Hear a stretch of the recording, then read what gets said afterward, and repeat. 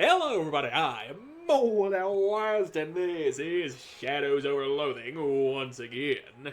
In the last episode, we finally found Uncle Murray, and then we went around and busted up a bunch of these shadow metal pylons, and we found our way into the Black House. And the Shadow President over here is working on a thing, but apparently if we disturb her, this thing's gonna explode and destroy a huge chunk of the world. Sounds like fun, doesn't it? You're scared that if you interrupt her, the entire universe might blow up, or at least the tri-state area. Yeah. I can definitely not work with that. Murray is holding a weird something. What's that? An Umbritanium bomb. I cobbled it together from the parts I found lying around while you were distracting the president. Good job. Oh, no problem. Yeah, that was intentional, but, what's your plan exactly? From what you said, it sounded pretty bad to mess with this stuff. She's trying to summon something, right? I figured by applying enough pressure at just the right time, we can reverse the flow and make it an out portal instead of an in portal. Okay, so it'll suck her out into space and no more problem? Well, not exactly, or rather yes, but that's not the end of it. We also have to take care of whatever's waiting on the other side of that portal. Oh, you're saying I have to go through and fight it, aren't you? I don't know if it'll be a literal fight or what, but yeah, that's the long and short of it, kiddo. This is the end game, and there's no coming back from this. Are you ready? Well, actually, let me be more explicit. This is literally the end game. Once I set off this bomb and you go through that portal, you can't come back, and the game ends one way or another. But nothing gets saved after you go, so you can reload back here, and keep playing afterwards. I don't really understand what you mean by that. It's okay, kiddo. It wasn't really you I was talking to. Okay, so yeah, this is the end of the game. Figured it really felt like that. I mean, we finally found Uncle Murray. We cornered the Shadow President. Well, it is what it is, and I think I'm ready. God, I hope I'm ready. Let's do this! Okay, it was good seeing you again, kiddo. I think I got this bomb wired so I can toss it and set it off from here by overloading this other whosit, which hopefully won't end up getting me killed. But whatever happens, you gotta jump through right away. I don't know how much time you'll have. Geez, Uncle Murray, I didn't spend all this time looking for you just to lose you again. Might be I'm losing you, kiddo. Where you're going, there might not be any coming back. Oh yeah, thanks, that sure helps. Makes me real confident knowing that I'm going through a one-way death hole, Uncle. Heh, sorry. Ready? He gives you a hug, and you return it. I'm ready. No!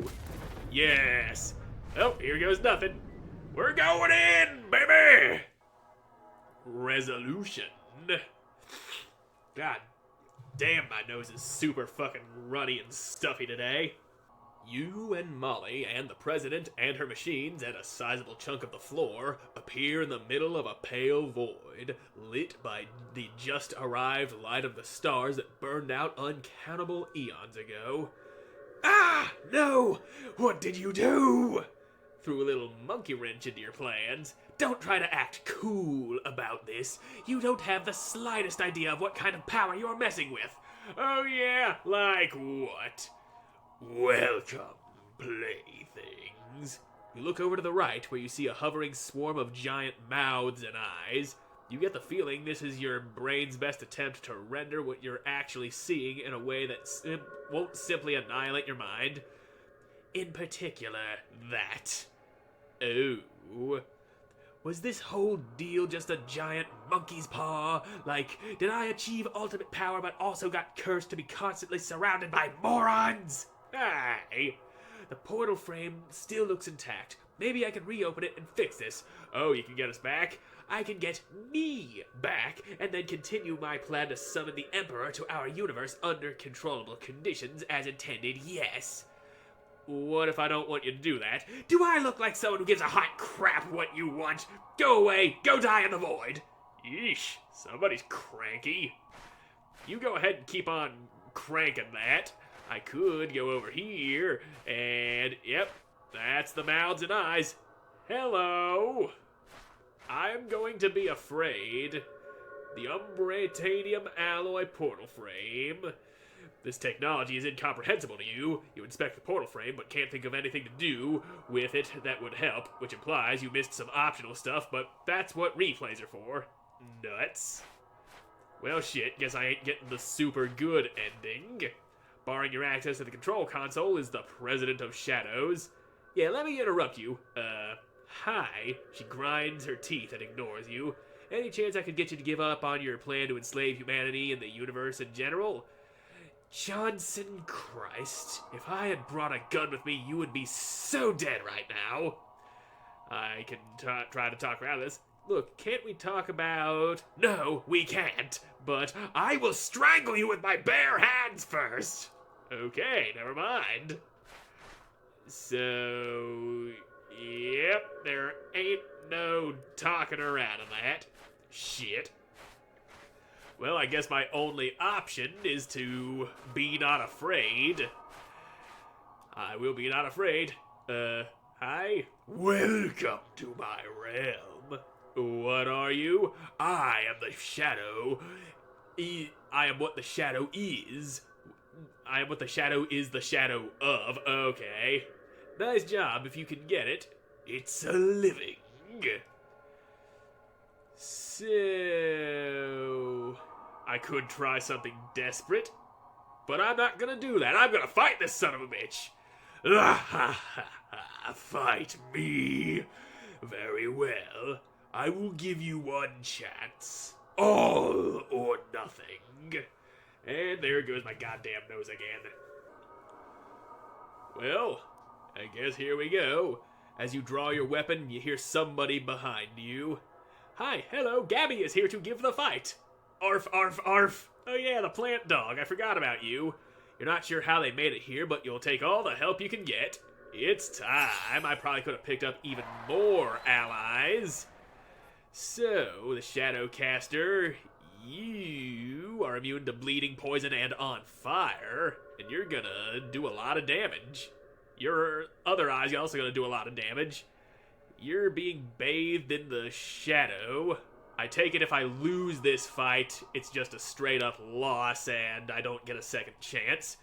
Anyway, bullets. That's gotta feel good. Oop. Bye, Gabby. Bye, Gurglu. Well, I guess it's windy uppy time. And a big old stretch. Now, if I were to punch you, that would do 78 damage, which ain't enough to kill you. But it is enough to kill that eye. Say goodbye to that eye, son. There you go. Petal Chomp, Primordial Howl, reduce all foes' mysticality. I'm not sure what all of y'all attacks go off of. But anyway, losing all of you losing some mysticality is good. Oh no, Barker is down. So, Molly, start blasting. There you go. And now that mouth, but that guy needs to die. I've got just enough punchy power to put you down in one hit. And you, Scarecrow, reduce all of the stats. Yeah, I'll go ahead and do that. Everybody lose 5 of all of their stats. You lose your other eyeball. And now it's me and Molly. Now it's just me against a mouth and the Shadow President who is just standing there. She ain't doing shit. So, here's a ball for your mouth. Maybe it'll chip one of your teeths or something. And a big ol' punch to your nuggets. And my shield saves me from that. Okay, Shadow President's down. That was fine. But I think I won this battle. Things are kinda pale looking, but suck on that, Shadowcaster mouth. Hey, I did it. Victory. Is that it? Is that the end? Am I just trapped over there having thwarted the Shadow President? Seems like it. Oh, the TV's on. Well, sometimes the best way to deal with a universe-destroying threat is just to hit it with something until it stops moving. Nice work! After the metaphorical smoke cleared, you found yourself stuck in the weird extra-dimensional space where the final showdown happened. Unfortunately, the fact you created a temporal paradox before you left the universe meant that you could never come back to normal reality. You waited 1 billion years, and that was only the beginning. Actually, it's meaningless to say it was the beginning, for the first 1 billion years weren't any different than the next 1 billion. You were still there. You always had been. The universe ended, and you weren't in it. Murray's bomb blasted him past the borders of reality. He drifted outside of the world for a span of time that might have been 5 minutes or 5,000 years, but not billions of years like the years I spent trapped in the fucking void back there. The only way to be sure is to not press a key for 5,000 years, then you'll know it was that long. And I don't have that kind of time, and I don't think you do either. A few weeks later, Jessica accidentally activated the failsafe interdimensional homing teleporter Murray had left in one of his desk drawers. She was looking for a pen. Murray was wrenched through the ether and then unceremoniously dumped on the floor of the antique store. They spent a while trying to figure out what happened to you, but didn't have any luck. Being outside of the entirety of time and space makes you pretty hard to track down. Eventually, Murray gave up and started looking for another relative to help him with his future ventures. Fudro's outhouse did a brisk trade until the end of Prohibition, at which point it did an even brisker one. Hey, Gabby's in there, even though she was back there fighting the big ol' mouth with me. I guess she found her way out, and Barker too. And Molly Buttons is probably in there somewhere. If she is, I didn't see her, but I do see some of the people that I helped with that heist back in Gray County. Wonder what the hell I missed all of to get me the good ending. I'll probably do that on my own.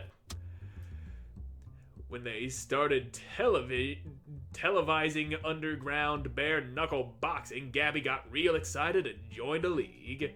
Her combat style was a mixture of different martial arts that came to be known as super weird fighting. Molly and Nancy went on to become the most notorious bank-robbing duo in history. They were last seen somewhere in Bolivia. The streets of Ocean City are fairly dangerous due to widespread gang and tentacle violence. Yep, Marvin went on to set the world record for mailbox sitting. He held the record for nearly a week. He has recently become interested in flagpoles. I remember that guy. The bishop's inspection resulted in the vicar of St. Polycarp's being demoted to half-deacon. Oh yeah, he wanted me to get something back for him that was stolen. Forgot about that. With that whole grisly murder business behind her, Ms. Brewster went on to win the Boarding House of the Decade Award from the International Salesman's League. Is it gonna go through and tell me about everything that everybody that I helped with the side quests? Oh, that reminds me, there was the disappearance of those two from the Big Moist and that thing about Occam's Gator that I forgot to do. Whoops! Wonder how badly that's gonna turn out. Josie Morton went on to discover a new, extremely volatile isotope of hypercrystalline thalanomorphic diorite. With it, she eventually invented the devastating weapon that brought about the end of the Skeleton Wars. History mostly remembers her for what she said after the weapon's first successful field test. I am become death's death, destroyer of skeletons. Your Spiders students decided to do a little bit of field research at Crystal Dream Valley. It went about as well as you'd expect.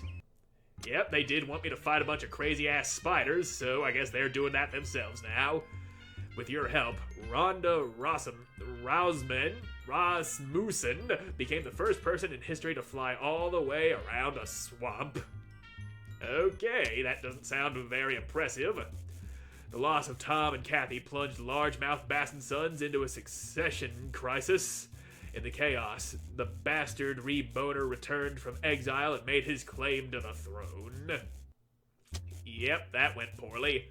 Paul Leathers used his new tongue to preach non-violence and counseled many a troubled youth away from a life of big game hunting.